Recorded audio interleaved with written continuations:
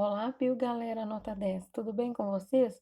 Hoje nós vamos dar continuidade ao estudo do reino fungi.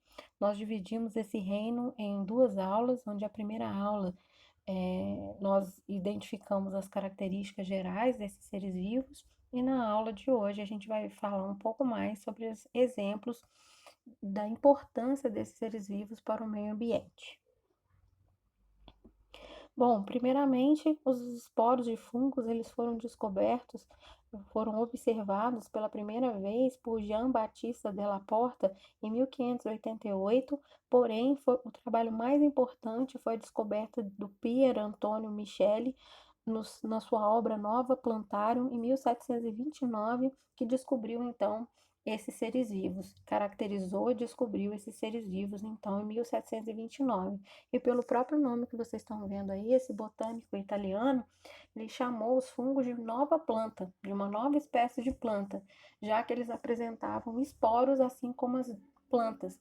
Mas nós discutimos na outra aula que fungo não é planta e também nem é animal. Apesar de compartilhar características com esses seres vivos, fungo não é uma coisa nem outra, pertencentes então esses seres vivos a esse reino especial criado em 1969, o reino fungi.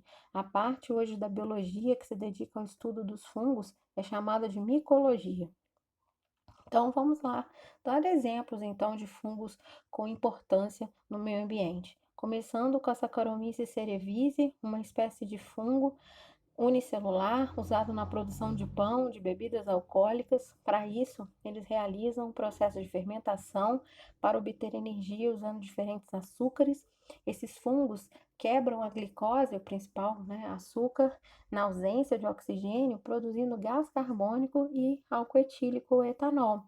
Por exemplo, no caso da fabricação de pães e bolos, quando você coloca o fermento com a finalidade de crescer a massa desses produtos, vai ser o gás carbônico responsável pelo crescimento dessa massa, esse gás carbônico produzido então nesse processo de fermentação alcoólica.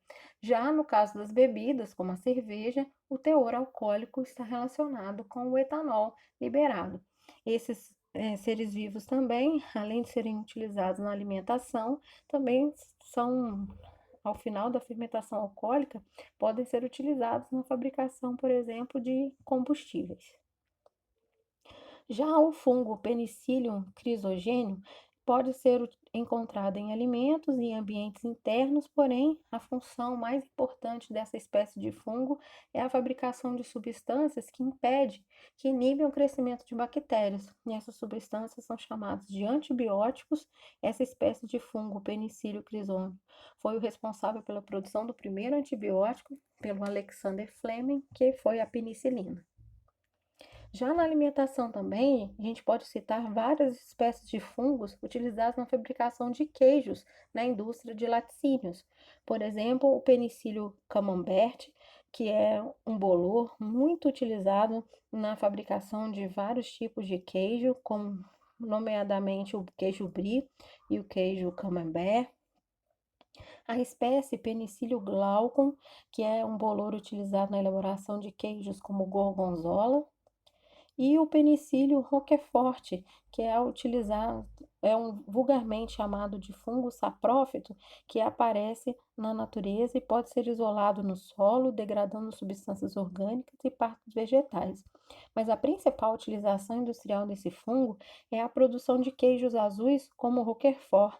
Também ele é utilizado como agentes aromatizantes, antifúngicos, polissacarídeos, proteases e outras enzimas. Já o fungo da espécie Agaricus bisporums, que é conhecido popularmente como champignon, é um pioneiro da fungicultura brasileira. Ele é muito utilizado na alimentação, principalmente em pizzas, estrogonofes. O champignon ele precisa de uma pequena área para produzir grandes quantidades. Ele pode até, numa área de 13 por 5 metros, pode produzir até 2 toneladas de champignon in natura. O controle tem que ser muito rígido de temperatura e umidade. Esses fungos gostam de temperaturas altas e uma também alta umidade são importantes para o desenvolvimento desse fungo. E a colheita, por exemplo, é feita bem rápido, em um mês, em torno de 30 dias. Só que além do champignon, também outros fungos comestíveis estão sendo muito apreciados atualmente na culinária brasileira, como as trufas, que estão entre aí os fungos mais caros, e na realidade entre um dos alimentos mais caros hoje usados na culinária. Também se destaca fungos comestíveis como o shiitake e o shimeji. Agora, não temos uma coisa muito boa relacionada com fungos. A espécie de fungo, a Amanita flavoides, representa uma espécie muito tóxica. Na realidade, é a espécie de fungo mais tóxica do mundo. Cerca de 90% dos casos de envenenamento pela ingestão desses cogumelos eh, são observados no mundo anualmente. Eles liberam toxinas que causam lesões no fígado e nos rins.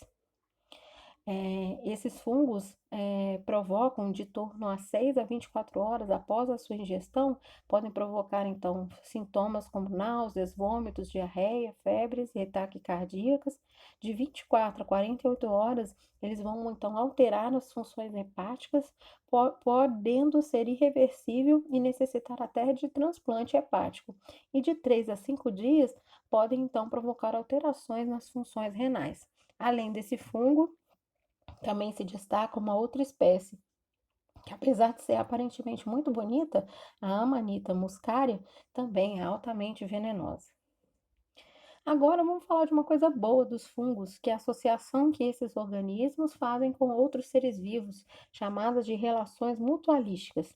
Dois exemplos podem ser citados: os líquens, que é uma associação mutualística dos fungos com algas e muitas vezes também com espécies de cianobactérias.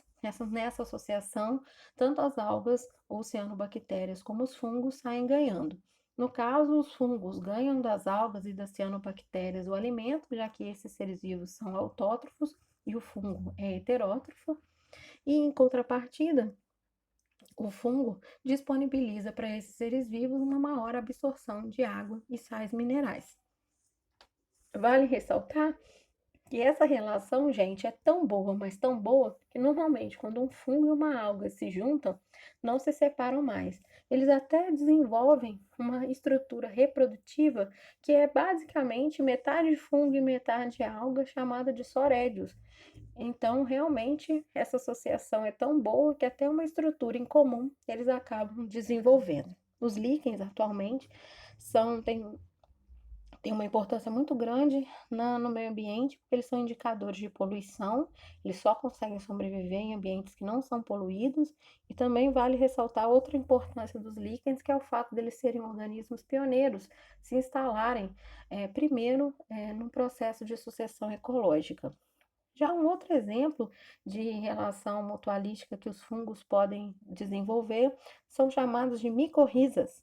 É uma associação que os fungos desenvolvem com raízes de plantas, onde o fungo sai ganhando, também conseguindo o alimento dessas plantas, e a planta, aqui representado no slide para uma raiz de um pinheiro, mas pode ser qualquer outro tipo de planta, provoca uma maior absorção de água e sais minerais também, ok? Então, micorrizas, associação de fungos com raízes de plantas.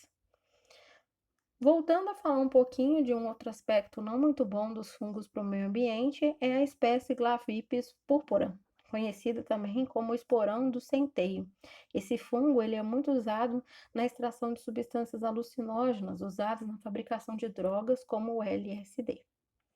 Bom, fungos parasitas são várias espécies. Na realidade, quando você fala de planta, a fitopatologia, que é o estudo, né, das doenças de plantas, você tem uma gama muito grande de espécies de fungos parasitas de plantas, mas os fungos também parasitam o homem e outros animais.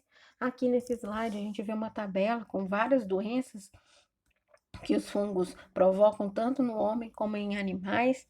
Podemos citar entre essas doenças, que são chamadas vulgarmente, né, popularmente de micoses, são as doenças então causadas por fungos. entre elas, então, a candidíase, a caspa, a frieira, são algumas das doenças provocadas por fungos. Aqui, a caspa, um exemplo da caspa e da frieira, e aqui exemplos de fungos parasitando plantas. Entre as doenças de plantas mais famosas causadas por fungos estão a vassoura de bruxa e a ferrugem do café. Mas um papel fundamental que os fungos desempenham no meio ambiente é o papel de decompositores. Eles conseguem, os fungos decompositores, transformar a matéria orgânica em inorgânica e, com isso, eles têm um papel muito importante na reciclagem de nutrientes no meio ambiente.